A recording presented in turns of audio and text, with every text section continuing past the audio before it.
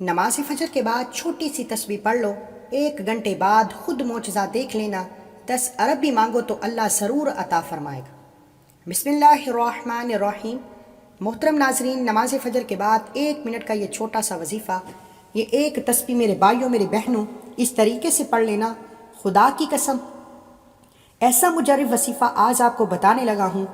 فجر کی نماز کے بعد فجر کی نماز سکون سے ادا کر لو اور فوراً جائے نماز پر بیٹھے بیٹھے کوشش کرنا جو آپ کو یہ عمل بتاؤں گا۔ میرے بھائیوں میری بہنوں، اپنی زندگی میں صرف ایک مرتبہ آج آپ نے پورے دل سے آپ کو وہ مجرب کتاب سے یہ وظیفہ بتانے لگا ہوں۔ یہ وہ وظیفہ ہے کہ تقدیر کے بند تالے 2 گھنٹے کے اندر اندر ہی اللہ پاک نے چاہا تو کھل جائیں گے۔ قسمت میں اتنی دولت آئے گی، اتنا پیسہ آئے گا کہ آپ لوگوں کی عقل حیران رہ جائے گی۔ یہ وہ تسبیح ہے جس میں وہ وظائف ملا کے چھوٹا سا ایک عمل کرنا ہے۔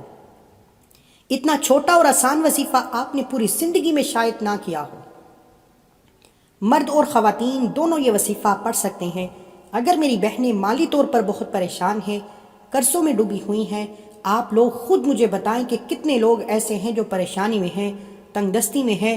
فجر کی نماز کے بعد جیسے ہی تمام میری بہن بھائی پوری دنیا میں، آپ کے ملک میں، آپ کے شہر میں، آپ لوگ جب فجر کی نماز ادا کر لو، دنیا کے کسی بھی کونے میں، کسی بھی ملک میں، کسی گاؤں، کسی بستی، کسی دیہات میں آپ لوگ موجود ہو، جب فجر کی نماز کا وقت آپ کے ملک میں ہو جائے تو میرے بھائی اگر مسجد میں پڑھے تو وہی پڑھ لیں، اگر مسجد میں نہیں تو گھر میں فجر کی نماز پڑھتے ہیں تو نماز جیسے ہی مکمل ہو جائے فوراً یہ وظیفہ کوشش کرنا جائے نماز پر بیٹھے بیٹھے پڑھ لینا۔ اگر جائے نماز پر بیٹھے بیٹھے نہ پڑھ سکو تو آپ کے پاس وقت موجود ہے، 1 آدھے گھنٹے کے اندر اندر بھی آپ لوگ پڑھ سکتے ہیں۔ میری بہنیں بھی اسی طریقے سے نماز فجر جب ادا کر لیں، 4 رکعتیں 2 کر کے، تو پھر اس کے بعد آپ لوگ یہ وظیفہ فوراً پڑھ لینا۔ یہ وظیفہ خاص طور پر جو قرضوں میں ڈوب چکے ہیں وہ بھی یہ وظیفہ لازمی پڑھیں، اور جو میرے بہن بھائی چاہتے ہیں کہ فوری طور پر ان کی مالی پریشانی، مالی حالات بہتر سے بہتر ہو جائیں، ان کی زندگی میں اگر فاقے ہیں، گھر میں غربت ہے، گھر میں جھگڑے ہیں، گھر کا ماحول خراب ہو چکا ہے، بلکہ پیسوں کی وجہ سے نظام خراب ہے، اور ایک بات آپ لوگوں کو اور میں بتا دوں، یہ وظیفہ جو ہے اس کے ساتھ 2 وظائف ملا کے آپ کو یہ عمل پورا کرنا ہے۔ چھوٹا سا عمل ہے، 1 منٹ سے کم وقت لگے گا۔ اگر آپ بھی چاہتے ہیں کہ آپ کی تقدیر اور قسمت بدل جائے تو آج کا یہ وظیفہ بہت ہی مستند اور مجرب ہے۔ جو شخص کسی کاروباری اعتبار سے یا مال و دولت کی وجہ سے پریشان ہے، اس شخص کو چاہیے کہ وہ یہ وظیفہ پڑھ لے۔ اس عمل کی برکت سے انشاءاللہ اللہ پاک آپ کے رزق اور کاروبار میں بے پناہ برکتیں اور فضیلتیں عطا فرمائے گا۔ آپ کے رزق اور مال و دولت کو کشادہ کرے گا، ہر پریشانی سے بچائے گا، ہر مصیبت دکھ سے محفوظ ہو جائے گا۔ دنیا بھر میں کوئی بھی شخص اس کے ساتھ زیادتی نہیں کر سکے گا، ہر جگہ اس شخص کو کامیابی ہی کامیابی ملے گی۔ اگر وہ کوئی کاروبار کرے گا یا تجارت کرے گا، اس کو 2 گنا نفع ہوگا، یعنی اگر وہ شخص مٹی میں ہاتھ ڈالے گا تو وہ بھی سونا بن جائے گا۔ اگر آپ نے یہ وظیفہ ہمارے بتائے گئے طریقے کے مطابق مکمل کیا تو یقین مانی کہ انشاءاللہ اللہ پاک آپ کو اتنا رزق عطا فرمائے گا کہ آپ کی جان پہچان کے لوگ آپ پہ رشک کریں گے۔ جب آپ اس عمل کو خود ہی کریں گے تو انشاءاللہ اللہ پاک کے فضل و کرم سے آپ کو بھی یقین ہو جائے گا، اور پھر آپ خود بھی یہ وظیفہ کریں گے، دوسرے لوگوں کو بھی بتائیں گے کہ مجھے اس وظیفے نے مالا مال کر دیا، اور اب اللہ تعالیٰ نے مجھ پر اتنا کرم کیا ہے اور میرا رزق میرے لیے بہت کشادہ فرما دیا۔ آپ نے یہ وظیفہ صرف اور صرف اللہ پاک کی ذات پر کامل یقین کرتے ہوئے کرنا ہے۔ پھر جب آپ لوگ یہ وظیفہ کر لو تو آپ خود ہی اپنی آنکھوں سے معجزات دیکھیں گے۔ بے شک آپ کے نوکری کے مسائل ہیں، دولت یا روپے پیسوں کے مسائل ہیں، یا گھر میں رشتوں کے مسائل ہیں، گھر میں بیٹیاں جوان بیٹھی ہیں اور کسی جگہ سے ان کا رشتہ نہیں ہو رہا، یہ وظیفہ اتنا مجرب اور مستند ہے کہ انشاءاللہ تعالی فوری طور پر اثر کرے گا۔ امید کہ دیے روشن ہو جائیں گے۔ روشن رکھنا قرآن مجید کا امتیازی وصف ہے۔ دنیا بھر میں قرآن پاک کے سوا کوئی کتاب ایسی نہیں جس میں انسانوں کو ہر حال میں امید کا دامن ہاتھ میں رکھنے اور کسی بھی مشکل میں مایوس نہ ہونے کی تعلیم و تربیت دی گئی ہو۔ قرآن کریم اپنے پیروکاروں کو خوشی، غمی، تنگ دستی، خوشحالی، پریشانی اور فارغ البائی ہر حال میں پرسکون رہنے کا درس دیتا ہے۔ قرآن پاک اپنے ماننے والوں کو ان کے تمام مسائل کے حل پیش کرتا ہے۔ قرآن پاک میں سورۃ الزمر ہی بطور مثال کافی ہے۔ اللہ تعالیٰ نے اس آیت کریمہ میں انسانوں کے سامنے رحم دلی، شادمانی اور امید کے تمام گر کھول دی۔ ارشاد الہی کا مفہوم ہے کہ اے نبی کہہ دو کہ اے میرے بندو، جنہوں نے اپنے اوپر زیادتی کی وہ اللہ کی رحمت سے مایوس نہ ہوں۔ یقیناً اللہ تعالیٰ سارے گناہ معاف کر دیتا ہے، وہ بہت زیادہ مغفرت کرنے والا اور بڑا مہربان ہے۔ یہ آیت کریمہ ان لوگوں کے لیے امید کا پیغام ہے جو خون ریزی، بدکاری، چوری، راہزنی اور دیگر بڑے سخت گناہ کرنے کے باعث مایوس ہو گئے۔ ان کے ذہنوں میں یہ بات جا گزری کہ اب ان کے قصور کبھی معاف نہ ہوں گے۔ اللہ تعالیٰ ان سے کہہ رہا ہے کہ تم لوگ اللہ کی رحمت سے مایوس نہ ہو۔ اگر تم یہ سب کچھ کرنے کے باوجود اپنے کیے پر نادم ہو جاؤ، اپنے رب کے تابع دار بن جاؤ تو سارے قصور معاف ہو جائیں گے۔ اللہ تعالیٰ نے سورہ یونس میں ایسے لوگوں کے لیے جو الفاظ استعمال کیے ہیں وہ خوشی کا ایسا پیغام دیتے ہیں کہ انہیں جتنی بار بھی دہرایا جائے ان کے پڑھنے سے ایک نئی خوشی اور نئی آرزو ملتی ہے۔ اللہ تعالیٰ کے ارشاد کا مفہوم ہے کہ اے نبی کہو کہ یہ اللہ کا فضل اور اس کی مہربانی ہے کہ یہ چیز اس نے بھیجی ہے، اس پر تم لوگوں کو خوشی منانی چاہیے، یہ ان سب چیزوں سے بہتر ہے جنہیں لوگ سمیٹ رہے ہیں۔ قرآن پاک انسان کو ہمت، طاقت اور حوصلہ اور امید دینے والی آیتوں سے بھرا ہوا ہے۔ سورہ آل عمران میں ارشاد ہوا کہ دل شکستہ نہ بنو، غم نہ کرو، تم ہی غالب رہو گے اگر تم ایمان رکھتے ہو۔ بہت ساری آیات میں اہل و ایمان کو قیامت کے دن اللہ کے دربار میں حاضری کے وقت عظیم خوشی اور اچھے انجام کی نوید سنائی گئی۔ ایسی آیتوں کی تلاوت رنج و غم کے احساسات کو مٹا دیتی ہے۔ ایسی آیتوں کی تلاوت سے مسائل حیض نظر آنے لگتے ہیں۔ اللہ کی رحمت شامل حال ہونے کا احساس دنیا کے سارے غموں کو بلا دیتا ہے۔ سورہ بقرہ میں اللہ تعالیٰ اہل ایمان کی خصوصیت بیان کرتا ہے کہ ان پر کوئی مصیبت پڑتی تو کہتے کہ ہم اللہ ہی کے ہیں اور اللہ ہی کی طرف ہمیں پلٹ کر جانا ہے۔ انہیں خوشخبری دے دو کہ ان پر ان کے رب کی طرف سے بڑی عنایتیں ہوں گی، اللہ کی رحمت ان پر سایہ کرے گی۔ پر امید رہنے کے جو فوائد مختلف جائزوں سے سامنے آئے ہیں ان میں نمایاں ترین یہ ہیں کہ پر امید رہنے سے امراض کو روکنے والا نظام مضبوط ہوتا ہے، پر امید انسان مناسب فیصلے کرتا ہے اور مشکل حالات کا مقابلہ اچھی طرح سے کر لیتا ہے۔ ایسا انسان ہر دل عزیز ہوتا ہے اور امید سماجی تعلقات میں زیادہ ملنسار ہوتا ہے، ملنے جلنے والوں کے ساتھ آسانی سے گل مل جاتا ہے اور امیدی سے خوش ملتی ہے۔ گھر، دفتر اور سماج وغیرہ میں ہر جگہ یہ نعمت سائے کی طرح ساتھ لگتی رہتی ہے اور امید سے ہی دماغ کو آرام ملتا ہے۔ پر امید ایمان کا حصہ ہے۔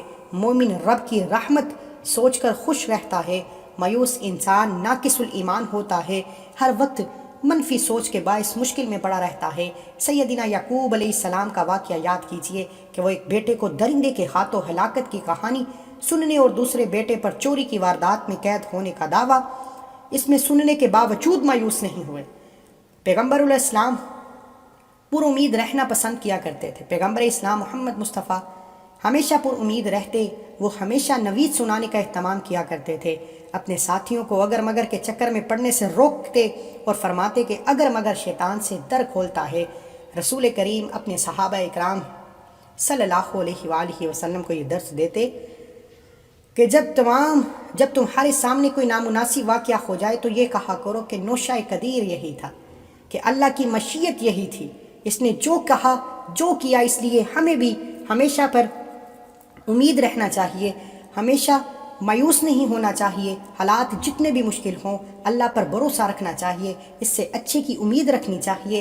انشاءاللہ وہ آپ کو ضرور عطا کرے گا، آپ کے تمام مسائل بھی حل کر دے گا۔ امید زندگی کے سفر میں کبھی ایسے موڑ بھی آتے ہیں کہ جب انسان امید اور نا امیدی کے دوراہے پر آ کر کھڑا ہوتا ہے۔ امید اور نا امیدی کا دوراہا جہاں ایک ہستی کے ہونے کا احساس اور یقین ہوتا ہے، جس کے پاس ان کی طاقت ہے، جس کا ایک اشارہ انہونی کو ہونی میں بدل دیتا ہے۔ امید اللہ کا یقین ہے، نا امیدی اللہ کا انکار ہے، اس لیے نا امیدی کو کفر کہا گیا۔ حضرت یعقوب علیہ السلام نے اپنے بیٹے کو حضرت یوسف علیہ السلام کی تلاش پر روانہ کرتے وقت فرمایا تھا کہ خدا کی رحمت سے نا امید نہ ہونا، خدا کی رحمت سے صرف کافر نا امید ہوتے ہیں۔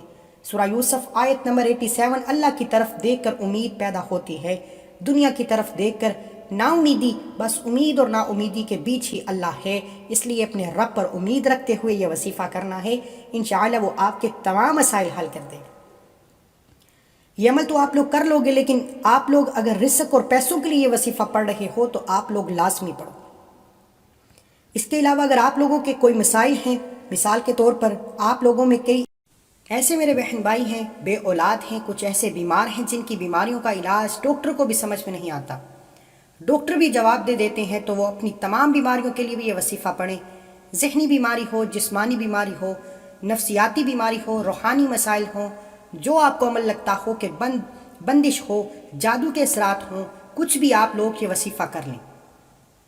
یہ وظیفہ ایسا ہے کہ آپ کے اوپر اگر بڑی سے بڑی کسی کی بد نظر ہے تو وہ بد نظر بھی اللہ پاک کے حکم سے ختم ہو جائے گی، آپ پر بندشیں ہیں تو بندشیں بھی ختم ہو جائیں گی، آپ پر جادو کے اثرات ہیں تو وہ بھی ختم ہو جائیں گے، اور غیب سے آپ کے لیے رزق کے دروازے ایسے کھلیں گے کہ فوری طور پر آپ دیکھیں گے کہ ایسے اسباب بن جائیں گے کہ آپ لوگ خود حیران رہ جاؤ گے، خود پریشان ہو جاؤ گے، یا آخر اتنی دولت اور پیسہ کہاں سے آ رہا ہے، یہ پیسہ اچانک برسنا کہاں سے شروع ہو گیا؟ تو نا امید نہ ہو، آپ لوگ یہ وظیفہ فجر کی نماز کے بعد اللہ پاک کی ذات پر یقین کرتے ہوئے، اللہ کی ذات پر بھروسہ کرتے ہوئے آپ کو یہ وظیفہ پڑھنا ہے۔ اب اس وظیفے کو سمجھ لو، آپ نے آخر تک ویڈیو دیکھنی ہے، بڑی محنت سے، بڑی ہی دل سے یہ ویڈیو آپ لوگوں کے لیے بنائی گئی ہے تاکہ آپ لوگ جس ترتیب سے یہ پورا وظیفہ بتایا جائے آپ لوگ پڑھ لو، اور آپ کی مالی پریشانی اللہ پاک کے حکم سے ختم ہو جائے گی، اور آپ کو غیب سے رزق ملے جائے گا۔ رزق اور پیسے دینے والی جو ذات ہے وہ اللہ پاک کی ہے، اللہ پاک کی ذات ہے، تو یہ وظیفہ آپ کو اللہ پاک کی ذات پر پورا یقین کرتے ہوئے، بھروسہ کرتے ہوئے آپ کو یہ وظیفہ پڑھ لینا ہے۔ اب وظیفے کو سمجھ لیں کہ وظیفہ پڑھنا کس طرح سے ہے۔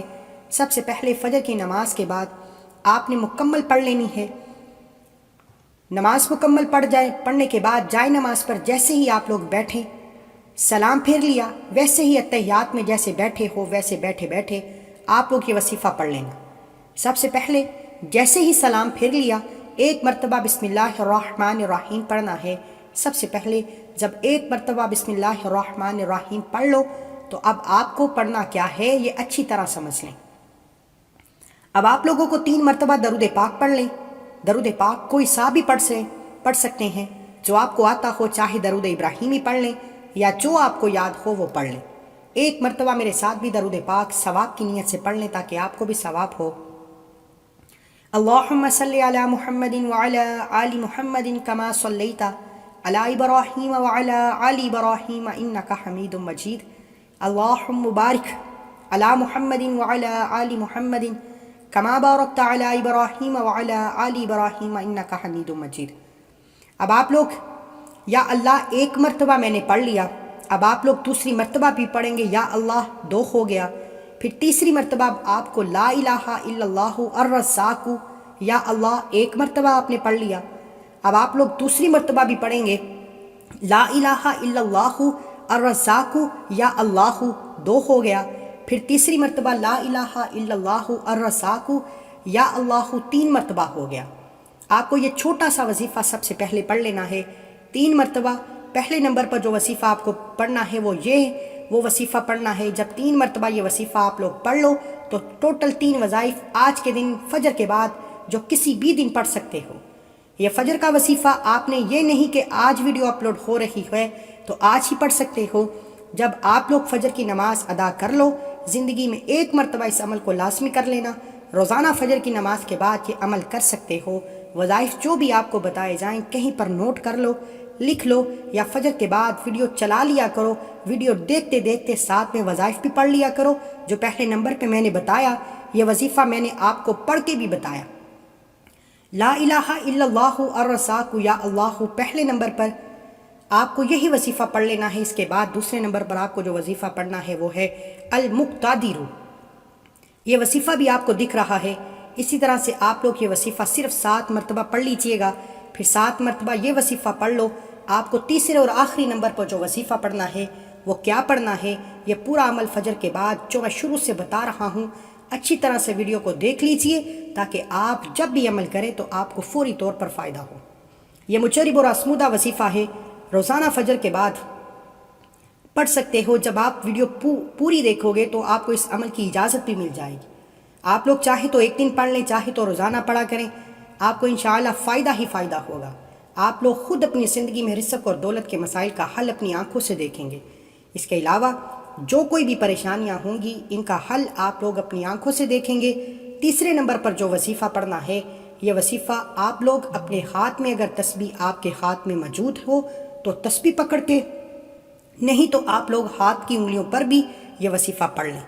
یا غنیوں یا غنیوں یا غنیوں اس طرح سے پڑھتے رہیں. آپ لوگوں کو 63 مرتبہ یہ وظیفہ یا غنیوں کا پڑھ لینا ہے. آپ لوگ ایک مہینہ پڑھ سکتے ہو، اس سے اوپر نہ پڑھیے گا.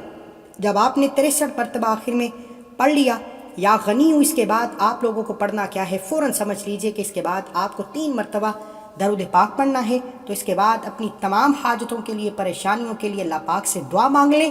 جو حاجتیں، جو پریشانیاں ہوں، ان کے لیے اللہ پاک سے رو رو کر، گڑ گڑا کر دعا مانگیں. اللہ پاک ضرور کرم فرمائیں گے. ناظرین کرام، اللہ تعالیٰ کے 99 ناموں میں سے کوئی ایک نام کومنٹس باکس میں لازمی شیئر کریں. اللہ ہم سب کا حامی و ناصر ہو. مجھے اپنی نیک دعاؤں میں، تمناؤں میں ضرور یاد رکھیں. آج 3 وظائف بتائے ہیں جو نماز فجر کے بعد پڑھنے ہیں. ویڈیو مکمل دیکھیں، ہر چیز بتائی ہے.